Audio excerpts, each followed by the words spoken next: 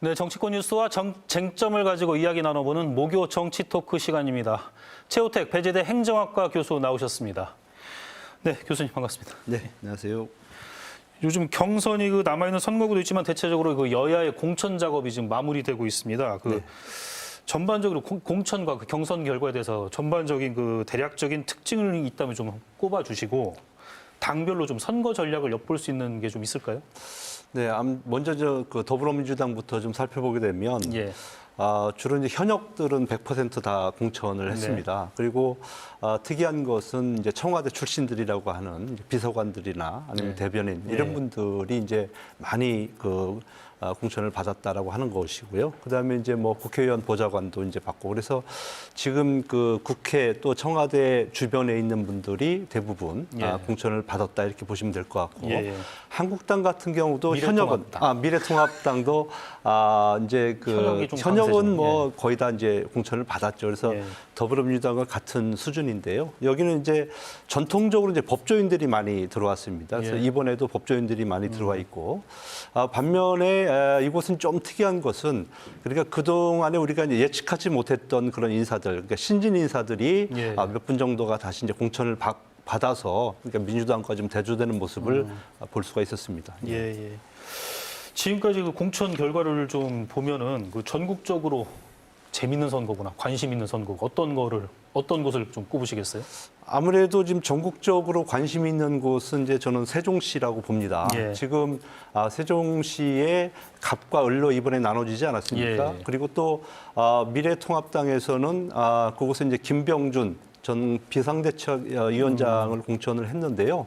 한번 그것은 이제 본격적으로 한번 싸움을 한번 걸어보겠다는 의미다. 저는 그렇게 보고 있습니다. 반면에 지금 이제 민주당 쪽에서는 아직 지금 이제 경선 중에 있기 때문에 예. 어떤 인물이 최종적으로 선택이 될지 그 그렇죠. 경선 결과에 따라서 흥행 정도가 좀 달라질 것이다 하는 생각을 좀 해보고요.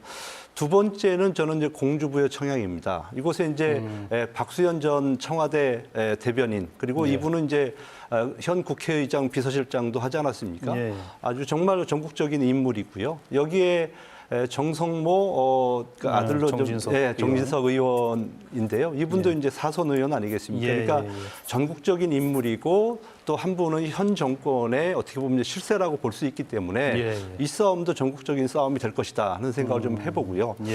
그다음에 뭐 재미있는 곳은 제가 볼 때는 이제 충청권의 향방을 가를 수 있는 분수령이 될 수 있는 곳이 있습니다. 그게 어디냐는 제가 봤을 때는 서구 을이라고 봅니다. 네. 지난 몇 년 동안 지방선거 후유증에 현 박범계 의원이 상당히 곤욕을 치러왔거든요. 예. 또 여기에 어떻게 보면 이제 한국당에서는 계속적으로 이곳을 노리기 위해서 수성을 하기 위해서 공을 들인 그런 후보들이 많이 있습니다. 그래서 이 지역의 선거 결과 또 선거 진행 과정이 다른 지역에 영향을 줄 수 있기 때문에 가장 재밌는 선거구가 될 것이다 하는 생각을 해봅니다. 네.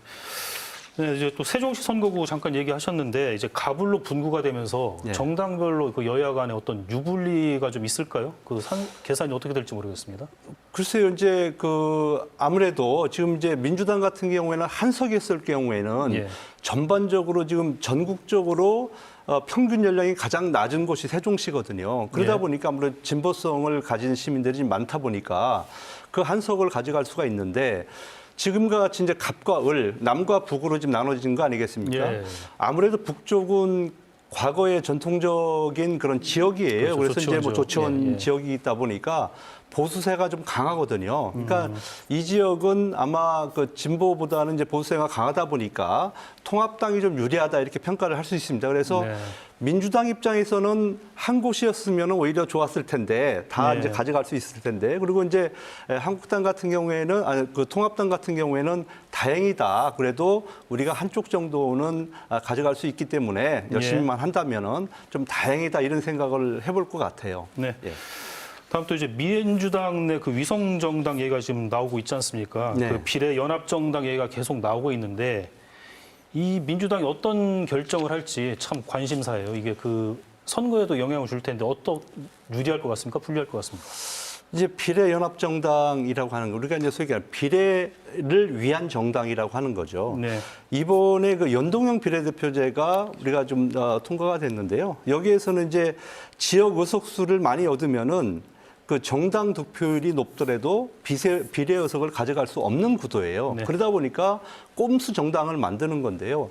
처음에 그 통합당에서 미래한국당을 만들었을 때 민주당에서 얼마나 많은 반대를 많은 하고 비난했었죠. 예. 꼼수 정당이다 이렇게 얘기를 했는데 만약에 진보 진영에서 이것을 재현한다고 하면 아마 저는 국민들이 그 네. 부분에 대해서는 좀 심판하지 않을까 하는 생각을 좀 해봅니다. 알겠습니다. 예. 네. 네, 여기까지 듣도록 하겠습니다. 네, 최 교수님 고맙습니다. 네, 감사합니다.